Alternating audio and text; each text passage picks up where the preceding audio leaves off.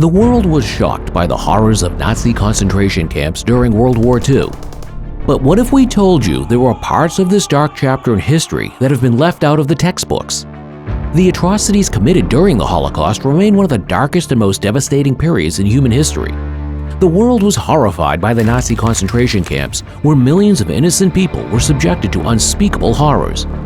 But as much as we think we know about this chapter in history, there are still parts of the story that have remained untold. Hello, and welcome to Pure History. Join us as we journey back in time and uncover the untold stories and shed light on what they didn't tell you about the Nazi concentration camps.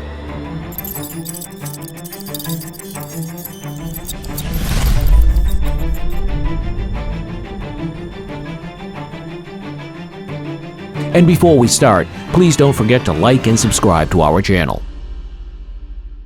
Dachau was established by the Nazi regime in 1933 as one of the first concentration camps. The goal of these camps was to hold political opponents, Jews, and other people the regime thought should not be free. With Heinrich Himmler's consolidation of power in the SS in 1934, the concentration camp system quickly grew and became a key part of the Nazi plan to control and terrorize people.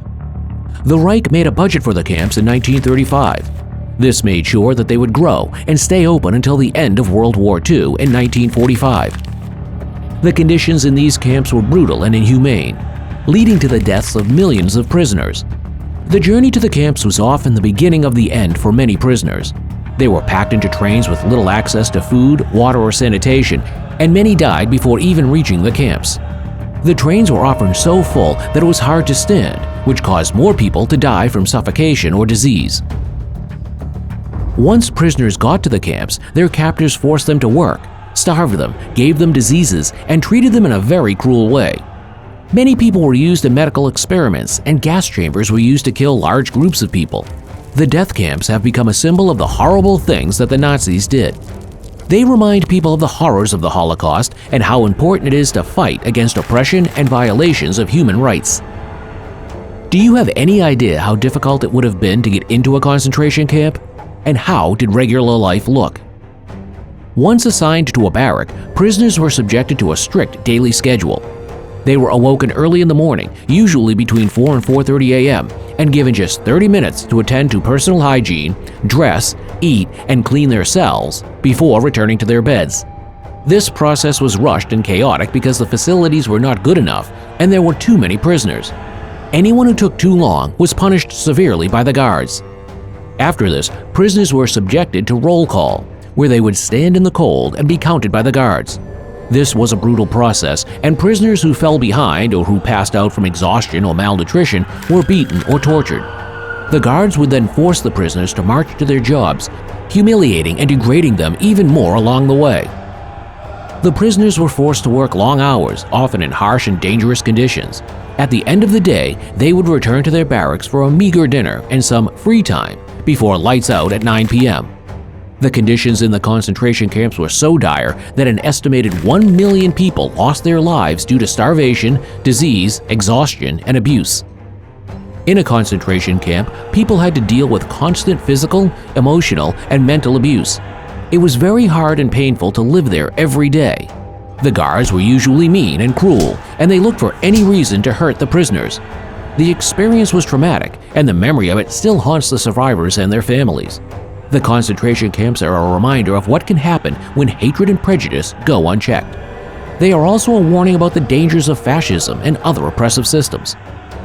The concentration camp experience was brutal and dehumanizing for those who were incarcerated there. When people went to a camp, their personal belongings were taken away and they were stripped of their clothes. The prisoners were given a number, which was often tattooed on their bodies or sewn into their uniforms. This was done to make them seem even less human. The harsh and cruel conditions of the camps didn't stop during the day. The morning roll call, which was often held in the freezing cold, was one of the worst times. Prisoners who weren't there because they had died, were too tired, or were sick were beaten and put through other forms of torture.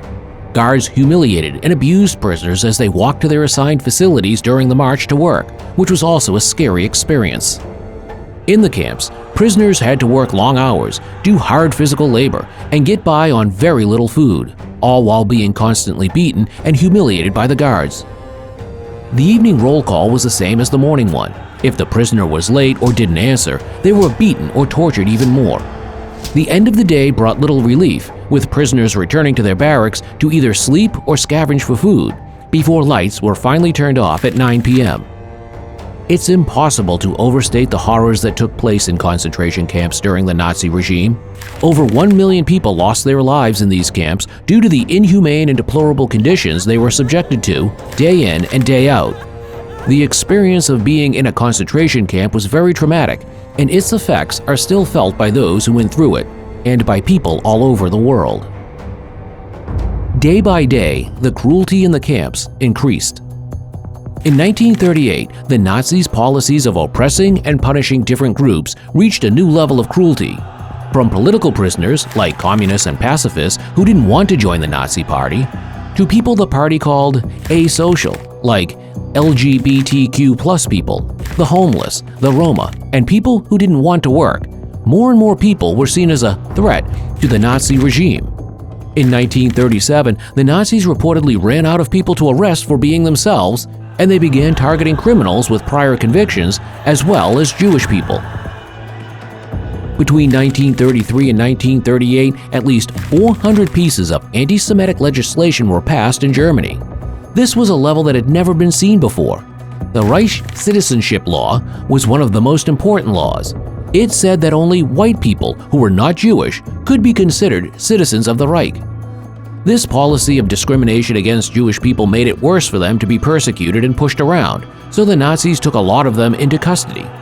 During this time, the situation for Jews in Germany was terrible. Their rights and freedoms were taken away, and their lives were in danger. The persecution of Jewish people escalated quickly after the laws were passed. In November 1938, on the infamous Night of Broken Glass, the Gestapo burned down synagogues, destroyed Jewish businesses and homes, and killed close to 100 Jewish people. Thousands more were arrested and sent to concentration camps. After World War II started, the Nazi government stepped up its efforts to kill Jews and started sending them to death camps like Auschwitz, Treblinka, and Sobibor. The death camps were specifically designed for the extermination of Jewish people, Romas, and other undesirables, as the Nazis referred to them. When the Jews got there, they were put in terrible situations, and most of them were killed right away in gas chambers. It is estimated that at least 1 million people died in the concentration camps due to the terrible conditions, with millions more sent to death camps and killed. People all over the world are still shocked and horrified by what the Nazis did to people. This is a reminder of how important it is to fight for human rights and dignity for everyone. During the time of the Nazi regime, the SS people in charge of the concentration camps used badges to identify the prisoners and put them in different work crews. Each prisoner's uniform had a number on it and a triangular patch sewn on below it. This was how they could be identified. The triangles were used to tell the different types of prisoners apart, such as political prisoners, LGBTQ+ people, Jews, Roma, Jehovah's Witnesses, criminals, and people who were thought to be asocial. The color of the triangle was used to distinguish between the different groups. Jews were identified with a yellow Star of David, made up of 2 triangles, while the Roma wore brown triangles. The gay community wore pink ones. Jehovah's Witnesses wore purple ones. Political prisoners wore red ones, and those considered asocial wore black ones. This way of identifying the prisoners made it easy for the camp guards to tell them apart and treat them differently and unfairly based on who they were. The journey to the Nazi concentration camps was a journey to hell, a slow descent into despair and dehumanization. The prisoners were treated like animals with no regard for their basic needs or dignity.